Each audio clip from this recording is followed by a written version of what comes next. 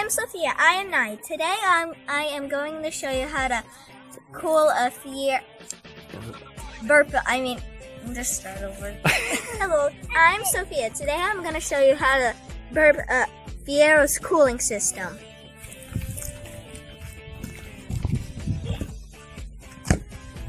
Action. First, Start with the Fiero. First, you have to start with the Fiero. First, you have to open the hood and the trunk. Next, we pull the hood latch. And next, open the trunk. When the trunk is opened, open the thermostat cover. You may need an adult. Pull out the thermostat and take it out of this. Then go to the front of the car and crack open the radiator cap.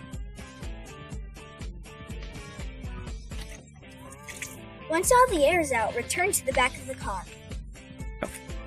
When you are in the back of the car, fill this up with cool stat.